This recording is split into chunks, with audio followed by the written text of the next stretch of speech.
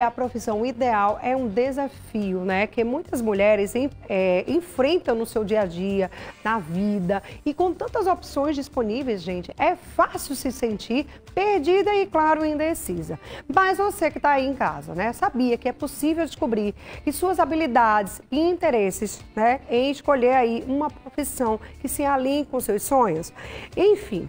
É sobre esse assunto que eu vou conversar a partir de agora com a nossa neuropsicopedagoga, a Jussiele Araújo. Ela já está aqui para tirar todas as nossas dúvidas, né, Jussiele? Tudo bom? Seja bem-vinda, maravilhosa.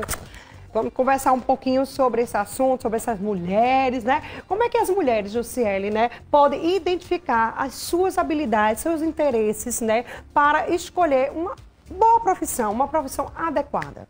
Então, a primeira coisa que a gente precisa fazer é se autoconhecer, né? Conhecer suas habilidades, conhecer suas potencialidades. E aí você vai saber em que área você vai se identificar mais, vai ter um melhor sucesso, um melhor desempenho.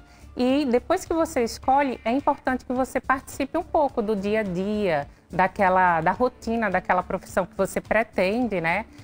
Seguir. Para fazer uma pergunta bem simples, mas que é muito importante. Você tem que se perguntar, será que eu me vejo acordando todos os dias para fazer aquele trabalho, para ser feliz, executando aquela atividade?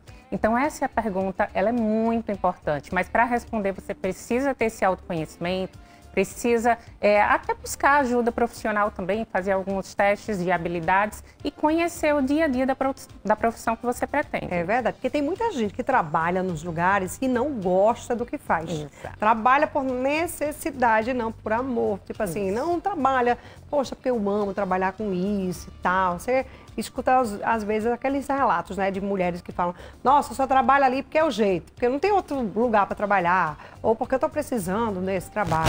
Mas aí explica pra gente quais são os principais desafios, né, que essas mulheres, elas enfrentam ao escolher essa profissão e também como superá-los, também esses desafios. Então, um dos desafios é justamente esse estereótipo que é criado, né, e aí acaba restringindo as opções de profissão para as mulheres, né, aquela coisa, essa profissão é mais para mulher, aquela ali é mais para homem, então isso já começa a restringir a questão da rede de apoio também, porque as mulheres, elas têm jornada dupla, elas têm toda a responsabilidade da casa, da família e ainda da sua profissão.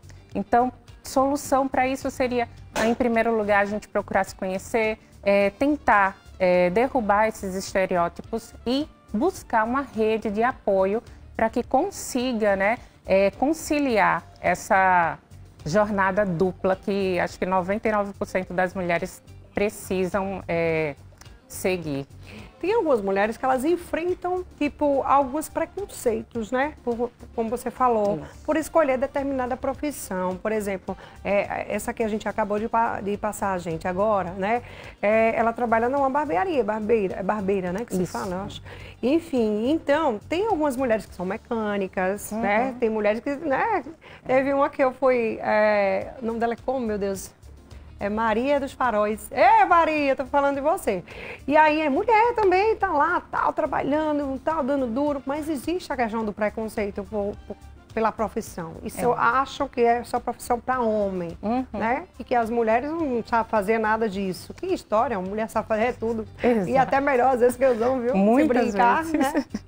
Pois é, tem muito preconceito, tanto na questão de se inserir naquela profissão, como a barbeira. Ela teve uma certa facilidade, porque a família ela já tinha uma história com o salão, mas muitas mulheres têm uma dificuldade extraordinária. Esse preconceito restringe as opções. Quando você consegue desafiar e ultrapassar, você tem o desafio de ser ouvida, de ter credibilidade. E todos esses desafios, elas vão provando todos os dias que são capazes.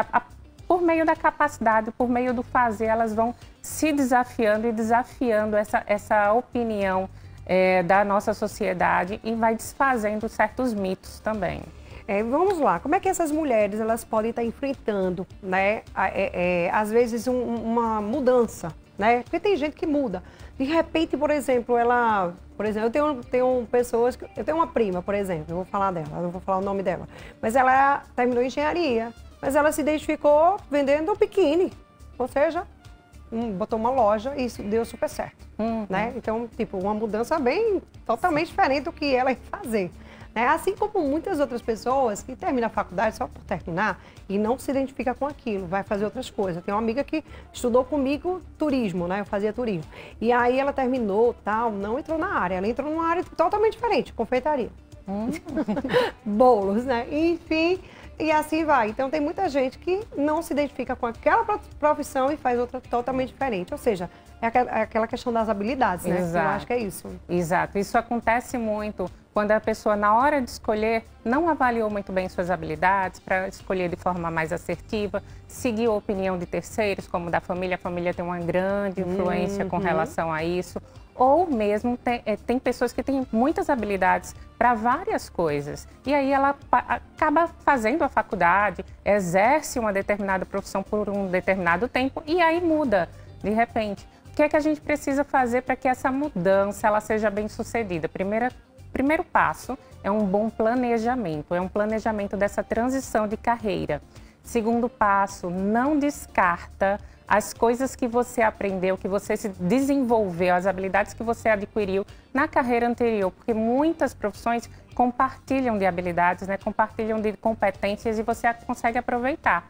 E outra coisa também que é muito importante, fazer uma rede de contatos bem eficiente, de qualidade e se aperfeiçoar, se aprimorar para quando você conseguir, dentro do seu projeto, seguir o que você planejou, que é a mudança, a transição de carreira, você conseguir ser tão bem sucedida quanto você era na profissão anterior.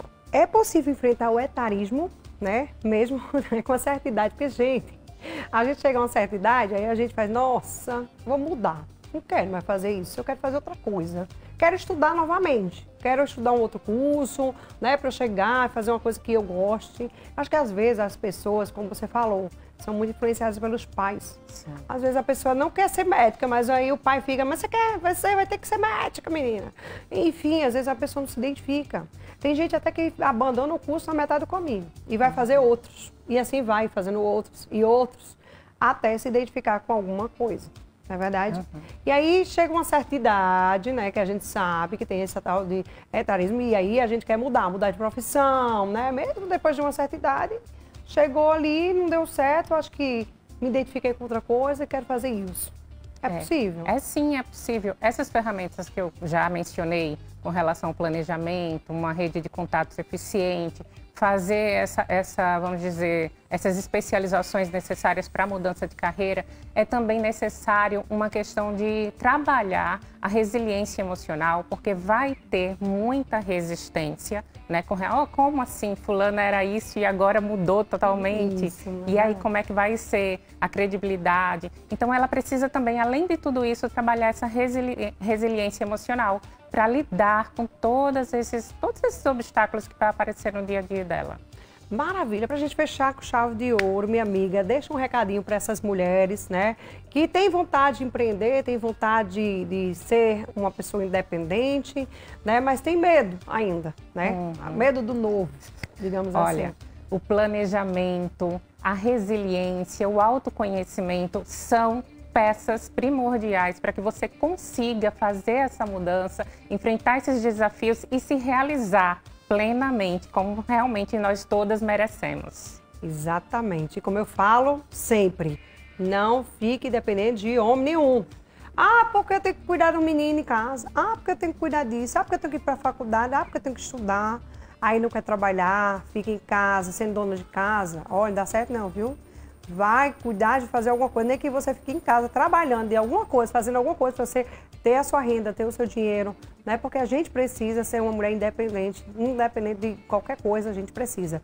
Você pode estar com a pessoa mais rica do mundo, né? O mais rico do mundo, mas você tem que ter o seu dinheiro, você tem que se valorizar como pessoa, como profissional, como mãe, como mulher.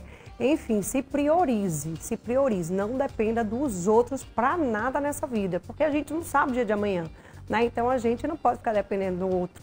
Então você cuide de fazer alguma coisa, viu? Você que estão me assistindo aí, ó, em casa, de boa, vão pensando em alguma coisa, o que é que eu sei fazer, o que é que eu poderia fazer para melhorar, aumentar a renda, às vezes até da família. Gente, é possível você fazer alguma coisa dentro de casa também, mesmo cuidando de meninos, de filhos, tá? Então vamos embora pensar nisso, não é não, minha amiga? Sim, com certeza. Obrigada, maravilhosa. Volte mais vezes. Deixa eu dar outro abraço em você. Adorei te conhecer, viu? Volte mais vezes, minha amiga. Eu vou pro intervalo e eu volto já. Sai daí não.